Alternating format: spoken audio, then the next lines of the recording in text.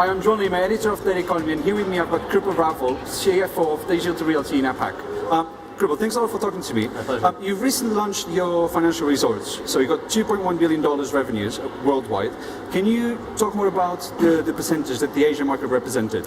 Yeah, so our APAC presence is our youngest presence. So we're a little bit less than 10% of our total company ABR. It's about 7-ish% of our total company ABR is generated from APAC right now. But it's also our fastest growing region because we're deploying most of our capital, not most, but the biggest plurality of our capital is coming from APAC. And then another interesting fact when you released your results was the fact that you released $1 billion for capital expenditures in 2017. Right. How much is going to be used in the APAC market, and how are you going to increase those 10% of the global revenue? How are you going to increase that figure? Yeah, so it's a great question. In terms of our kind of where we're focusing our capital, we're not prescriptive. We're not saying that it must be X amount in one region or Y in another region. But if you look at how we've already looked to deploy capital most recently, in 2015, or 2016 rather, our capital was 20% of our capital investment was in this part of the world. Okay. So we're disproportionately growing this part of the world versus the rest of the world, and it really reflects the fact that we view the marketplace as most prime for growth. For example, you're expecting for 2017 about $2.3 billion in revenues. What's going to be the Asian?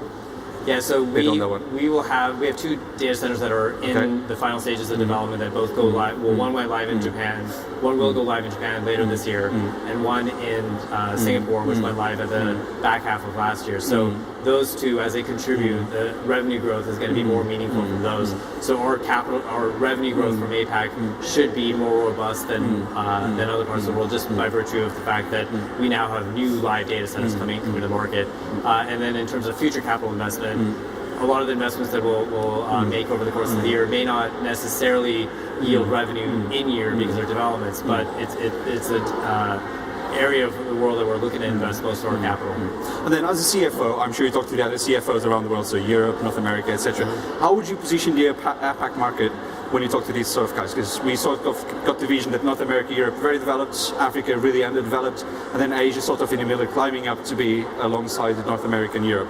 What's the position of the APAC market today in the colocation space? Yeah, so I think that if you look at where the cloud service providers and some of the major US companies, where they're looking to deploy their capital, where they're looking for their growth, the single biggest market for growth for them is APAC.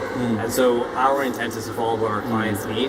And so if they need to be in APAC, which they're growing APAC at the fastest rate, that's the reason we will look to help enable that growth for them. So as we look to, as we talk on a finance team, as we talk about the various opportunities to deploy that capital, we basically mirror what our clients are saying they need, where they need their growth is where we deploy our capital. Okay.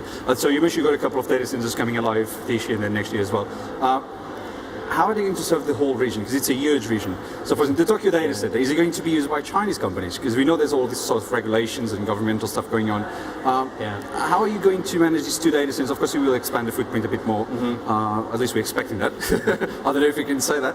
But how are you going to manage this huge market? So the vast majority of our clients are American companies that are looking for their global growth, or European companies that are looking for their growth.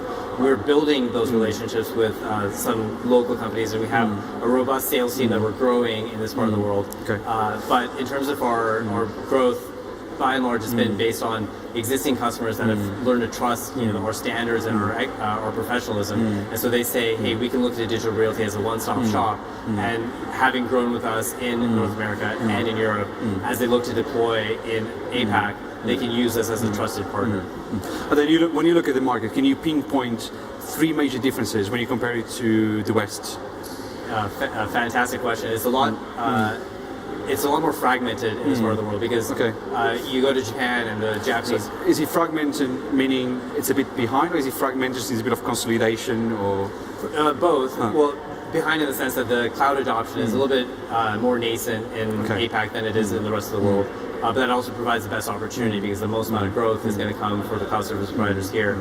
But additionally, when you look at the amount of different providers, if you go to Japan with contracts in Japanese, the ease of doing business in Dallas versus Ashburn That's one part of the equation. But if you're looking at the differences between Singapore and Japan, there's a lot of unique differences country by country. So you have to have a local team that has the local expertise to be able to be successful here. Okay. And what are the other two sort of pinpoints that you do? I'm sorry? So the 3 pinpoints, one is fragmentation, the other 2? So the 3 things would be fragmentation, one, and the other elements, it was something we'd already talked about, which is the amount of growth that you'll see. Okay. And then the final element is the kind of the nature of bifurcation of how the clients, some of the local clients look at the marketplace versus how US companies so that's why you need to grow the sales team. Okay. Thanks a lot for your time, Krupal. Cheers, thank you. Don't forget you can follow Data Economy on Facebook, Twitter and LinkedIn, and also visit the website on www.data-economy.com.